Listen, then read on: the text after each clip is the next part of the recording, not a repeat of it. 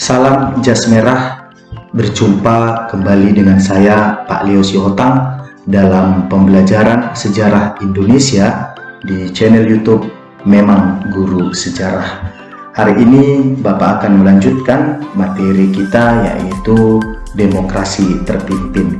Seperti yang kita ketahui bahwa materi ini merupakan lanjutan dari sistem demokrasi daripada Indonesia, yang mana sebelumnya kita sudah mempelajari tentang sistem demokrasi awal perjuangan, sistem demokrasi liberal, dan sekarang kita akan masuk ke sistem demokrasi terpimpin.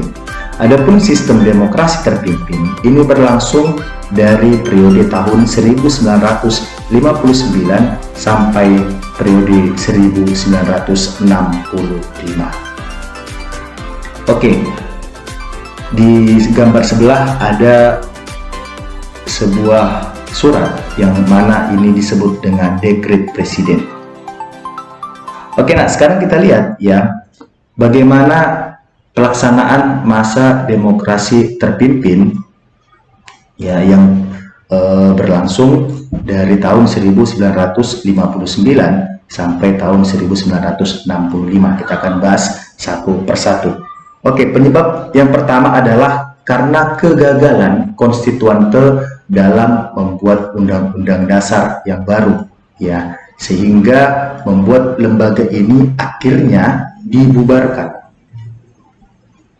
dan membuat Soekarno mengeluarkan dekret pada 5 Juli 1959 serta mengembalikan dasar negara kita kembali ke Undang-Undang Dasar 1945. Ya, adapun konstituante ini kan terpilih dari hasil pemilu 1955 ketika pada masa pemerintahan kabinet Burhanuddin Harahap. Lalu yang kedua, di dalam pidatonya pada peringatan Hari Kemerdekaan 17 Agustus 1959, Soekarno menguraikan tentang ide dari demokrasi terpimpin yang dinamakan dengan manifesto politik atau manipol, ya. Lalu pada akhirnya Presiden Soekarno pun mengeluarkan dekret Presiden 5 Juli 1959, yang mana isi dekret tersebut ya sudah saya buat di sini, yaitu yang pertama adalah membubarkan badan konstituante, ya, yang mana badan ini sebenarnya dibentuk agar bisa menemukan bentuk formula baru dari dasar negara kita, ya. Lalu yang kedua, tidak berlakunya lagi UUDS dan kembali ke UUD 1945, karena pada tahun 1950 kita itu sempat memakai undang-undang dasar sementara seperti yang sudah kita pelajari pada pertemuan yang lalu, ya. Oke, selanjutnya yaitu adalah akan dibentuk MPRS dan juga DPAS, yang mana MPRS ini adalah Majelis Permusyawaratan Rakyat sementara DPAS adalah Dewan Pertimbangan Agung sementara, ya. Oke, sekarang kita lihat apa yang terjadi pada pelaksanaan demokrasi terpimpin, ya. Banyak sekali ketimpangan atau penyimpangan yang terjadi pada masa demokrasi terpimpin, ya.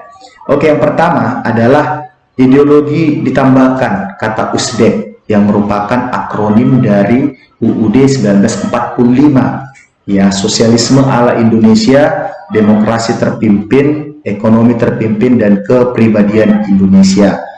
Lalu yang kedua, pelaksanaan dekret 5 Juli ini mendapat dukungan dari kalangan Kasat Jenderal Nasution yang menginstruksikan kepada seluruh jajaran TNI AD untuk melaksanakan dan mengamankan dekret tersebut. Seperti yang kita ketahui pada masa demokrasi liberal, A.H. Nasution ini kan menjadi pesakitan, yang mana dia pernah dipecat, ya, sebagai seorang kasat pada masa demokrasi liberal, namun dia diangkat kembali. Itulah yang membuat di demokrasi liberal itu terjadi konflik internal antara DPR dan juga TNI, ya. Oke, sekarang kita lihat ya pelaksanaan masa demokrasi terpimpin, ya. Oke, jadi demokrasi terpimpin ini sebenarnya adalah salah satu bentuk kekecewaan Soekarno terhadap sistem demokrasi liberal, karena demokrasi liberal itu kebanyakan adalah buah pemikiran daripada Muhammad Hatta, ternyata tidak berjalan seperti yang diinginkan. Maka demokrasi terpimpin pun menjadi solusi dari Soekarno. Namanya saja sudah demokrasi terpimpin, berarti ini hanya dipimpin oleh satu orang, yaitu presiden, seperti itu. Maka kita lihat pada masa demokrasi terpimpin itu ada sebanyak 6 kabinet, ya, dan semuanya itu kabinetnya dipimpin oleh Presiden Soekarno, ya. Kabinet kerja 1, ya, 10 Juli 59 sampai 18 Februari 60 itu dipimpin Soekarno. Kabinet kerja 2 juga dipimpin Soekarno, kabinet kerja 3 juga dipimpin Soekarno, kabinet kerja 4 juga dipimpin Soekarno, kabinet Dwi Kora 1 juga dipimpin Soekarno, sampai pada akhir pemerintahan Soekarno nanti, yaitu pada masa kabinet Dwi Kora yang kedua. Semuanya itu dipimpin langsung oleh presiden. Itulah ciri-ciri daripada demokrasi terpimpin, ya, nah, supaya bisa memahami. Oke, sekarang kita lihat, nah, apa-apa saja hal-hal penting yang terjadi pada pelaksanaan demokrasi terpimpin. Yang pertama, ya, kekuatan politik pada masa demokrasi terpimpin ini, ya, itu sudah berpusat pada 3 kekuatan. Nanti disebut dengan istilah Nasakom, ya, nah, ya, ini jangan sampai kalian lupa istilah ini, yaitu Nasakom. Nasakom ini merupakan perpaduan 3 kekuatan, yaitu nasionalis, agama, dan komunis, ya, yang mana kekuatan itu nasionalis adalah kepemilikan daripada Soekarno, ya, dia dengan partainya yaitu PNI. Sedangkan yang kedua itu adalah TNI AD, ya. Lalu yang ketiga adalah PKI, yang mana PKI itu memegang peranan sebagai ideologi komunis.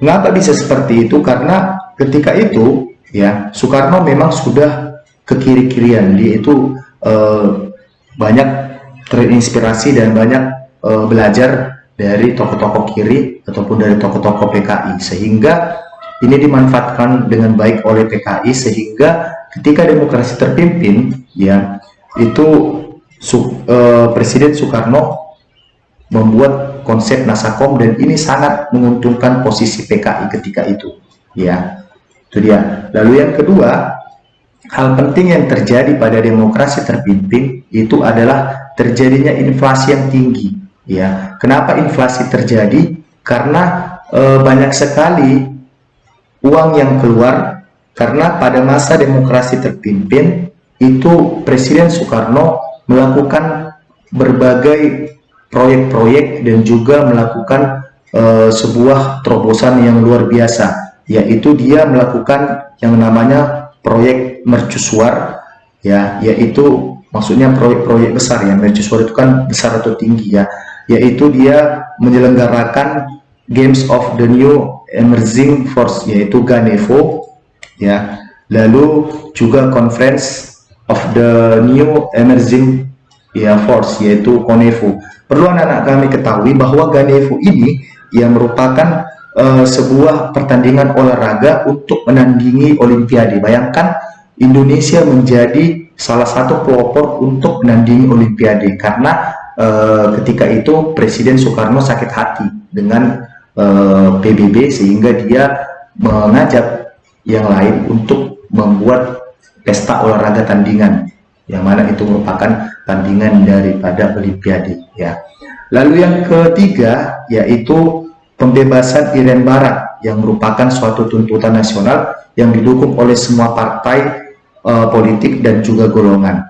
Ini pada pada September 1961 dikeluarkanlah yang namanya Trikora, ya. Ini yang dipimpin langsung oleh Mejen Soeharto. Trikora ini merupakan akhir dari perjuangan panjang Indonesia merebut Irian Barat, ya.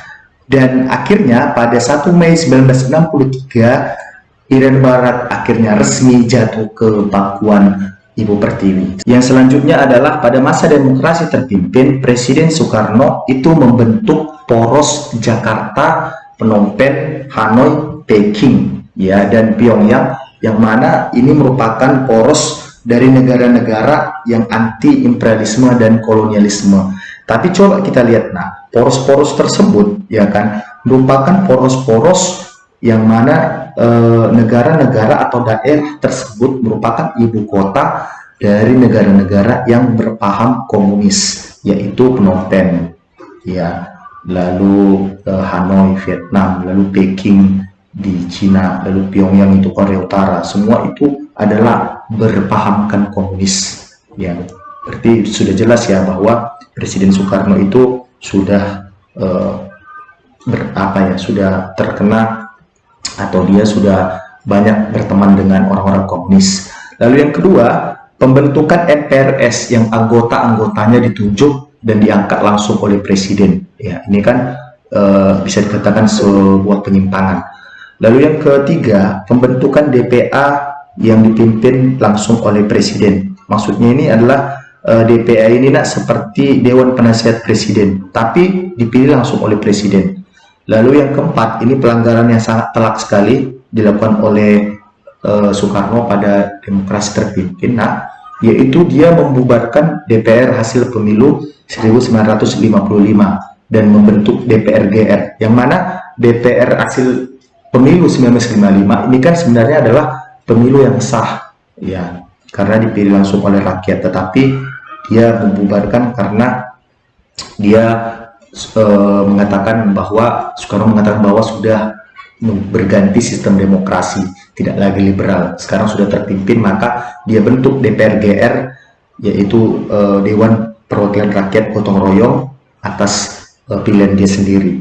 Lalu yang berikutnya membentuk ABRI, yaitu Angkatan Bersenjata Republik Indonesia, dan akhirnya pelaksanaan demokrasi terpimpin ini berakhir pada peristiwa Gerakan 30 September 1965 atau kita kenal dengan G30S, yang kemudian mengakhiri kekuasaan Soekarno dan sekaligus menandai berakhirnya masa demokrasi terpimpin di Indonesia. Mengapa bisa seperti itu, Pak? Karena ketika itu kan PKI melakukan pemberontakan, ya, dan konon katanya Soekarno juga terlibat karena konsep Nasakomnya, ya, tapi sampai sekarang kita masih belum tahu, ya, itu masih misteri sebenarnya Gerakan 30 September itu siapa dalang sebenarnya, ya.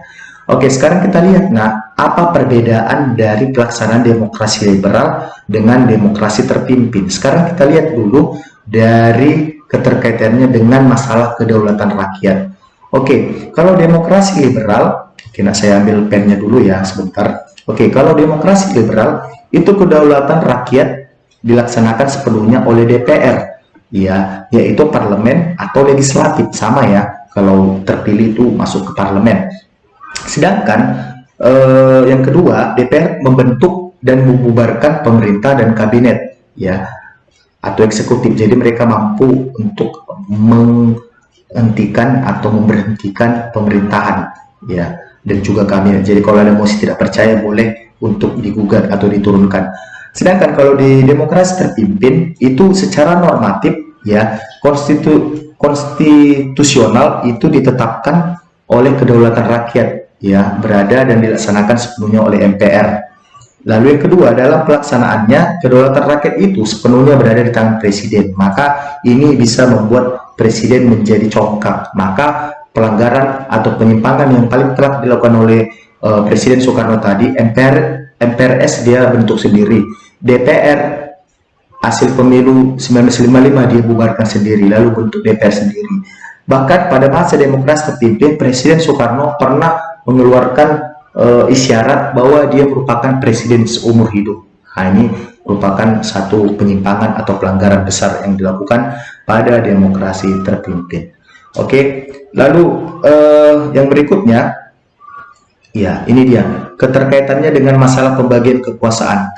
Kalau di demokrasi liberal, legislatif lebih kuat dibandingkan eksekutif. Artinya parlemen atau eksekutif itu lebih kuat, legislatif lebih kuat daripada eksekutif, daripada presiden. Kabinet-kabinet itu ketika itu Natsir, Sukiman, Wilopo itu lebih kuat daripada Presiden Soekarno, ya. Legislatif juga bisa memberhentikan eksekutif. Ya, seperti itu. Jadi legislatif parlemen atau kabinet bisa memberhentikan presiden. Sementara di demokrasi terpimpin itu tidak bisa. Kenapa? Ya, karena kedudukan presiden itu hanya sebagai kepala negara dan kekuasaan presiden itu menjadi sangat dominan, ya. Dan jabatan presiden ditetapkan seumur hidup. Ini yang saya bilang tadi, ya, sehingga tidak dapat diberhentikan oleh MPRS. Ya, itu dia kalau di masalah pembagian kekuasaan. Sekarang kita lihat di masalah pengambilan keputusan, ya. Di pengambilan keputusan demokrasi liberal itu keputusannya berada di tangan DPR dengan mekanisme keputusan diambil berdasarkan suara terbanyak. Jadi diadakanlah sistem voting, ya.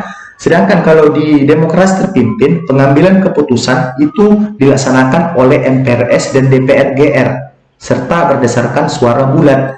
Ya, sekarang bisa kita ambil kesimpulan. Siapa tadi yang membentuk MPRS dan DPR GR ini? Yang membentuk adalah Presiden Soekarno. Jadi, apapun yang dilakukan oleh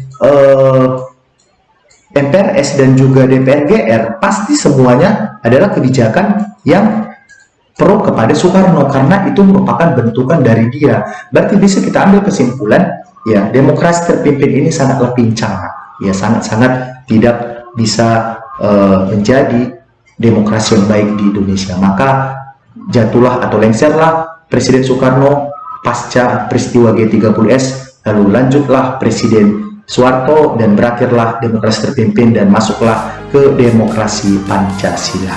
Oke, mungkin demikian materi kita untuk hari ini di demokrasi terpimpin. Semoga anak-anak kami bisa memahaminya dengan baik dan kita lanjutkan kembali materi pembelajaran di minggu depan. Selamat siang dan salam jas merah.